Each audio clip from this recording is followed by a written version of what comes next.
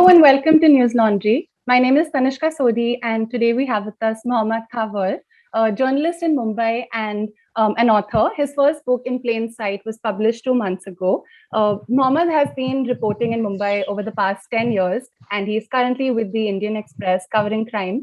Hi, Mohammad. Thank you for being here. Hi, Tanushka. It's a pleasure. And the book is based loosely on the Nehru Nagar rapes and murders of 2008-2010. Could you tell us a little about that and why you chose to tell the story through that particular case? Yeah. So, in my, it's been a decade for me covering crime. And if you ask me or any reporter who has covered on Mumbai crime for around that time, I think we've had major terror attacks.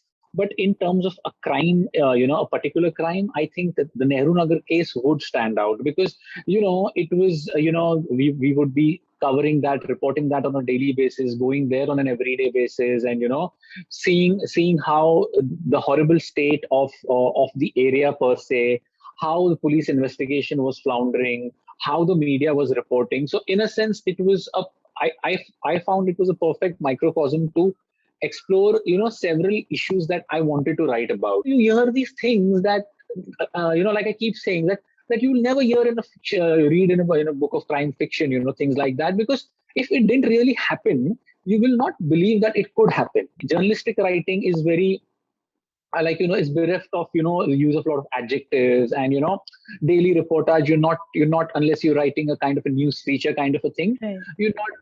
You're not putting in a lot of color, and you're not having those intros that you may personally like, but it will not fit the format.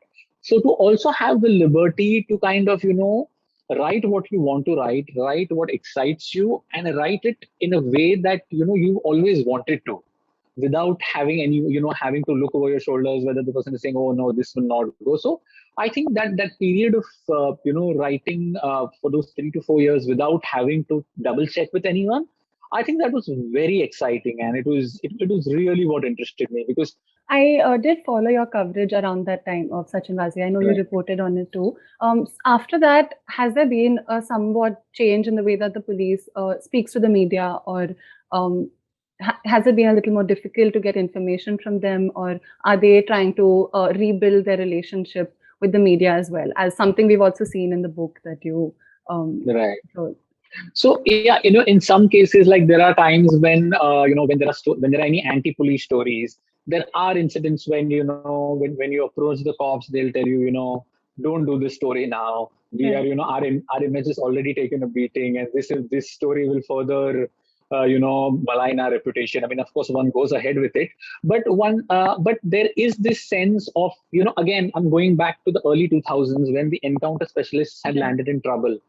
A lot of policemen that I had spoken to said that they are a lesson for us, a lesson that you do not go beyond your stipulated duty. You do not, don't try to be heroes, because this is how you end up as. There are a couple of things that I did deliberately.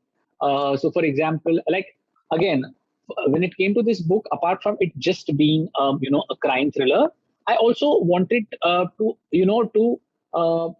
include some issues that I've always felt, like for example, if you see, there is this part where this officer says that I don't think women can be good cops. When I write about Deshmukh, who's doing her work, but they just assign some cases.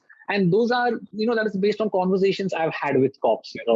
Women cops would say, they want us to be there just in cases where there's a sexual assault case. But, there would be cops, like I've mentioned this scene, where they'd say, Arey, the crime come hai because abhi kya unka Ramzan chalu hai, And this is again a cop who, so who would know that, I am from the community in a sense, and who would be a friend, who would later give me stories. But for them it was okay, it didn't even strike them that okay, this is not a right thing to say. And there was also a mention in the book about how the geographical location of the crime or the story, it makes a difference to the coverage given to the story. And I think in Mumbai that's very interesting because of the dynamics of the city. So has there been a time where you've had to sort of fight to push a story from that is not from a very prominent area like a Colaba or something, and you wanted to focus on it even if it may not be as relevant for your seniors? And as a daily beat reporter, there are in a day you're covering 2-3 stories. So I mean, unfortunately, to be honest, what also happens is after a point of time, you automatically think, okay, there's a murder in Bhundi, and they're not going to take more than 200 words. Yeah. So sometimes it also happens, then you think whether it's worth, like, if I am spending an entire day on that, and if it's not, and how often are you going to say, no, take this? So I think you also internalize a lot of these things, So you think that, okay, if this thing has happened in Mankhurd and I don't know, and if there's a murder in Mankhurd and if there's a murder in Colaba, you're not going to think twice about which place you need to visit and which will be the important story of the day. I was very interested in the feedback of some people who are not related to this field at all. Like, I really wanted to get to a person, like, to get like my college friends. Sometimes when I would be writing, I'd be thinking, what would he think of it? Because, we live in bubbles in the sense, we, as reporters, we tend to also be around reporters, hang out with reporters, etc., who know this world very well, and I wanted, so for them, when they read the book, they may enjoy it, but they would identify with a lot of it, but not a lot of it would also come as a surprise to them. It would not be a revelation for them to see how media works and how journalism works and how police force works. So I was really interested in people who are in a group of people who have no links to this world, and for them to explore how the police force works, how the media works, how they work together. So now, like when you're writing a story, you want to ensure that you don't give out anything that will reveal a victim's identity, or like there is a high amount of sensitization when it comes to involvement, when it comes to crimes against children, or when it comes to juvenile offenders and things like that. So thankfully, I think because of awareness about these things, even as a reporter, even if you are not sensitive enough, like even if you write something and give it, the desk or the various layers that go through before the story makes it to the newspaper, they will take that off. I was trying to as hard as possible to not be formulaic, So another thing, if you would have seen in the book, normally if you read crime fiction, you have the cop who is this brooding cop, who is facing issues in his alcoholic, has personal demons, and is suspended from the force. And while there are people there are good writers who do justice to it, and I enjoy reading that. It's not that I don't, but I would keep wondering, why do these tropes? Why are these tropes always needed? So these were a few things that I was very certain about, that I will not be using. मुफ्त खोरो, मुफ्त में इतना ही मिलेगा.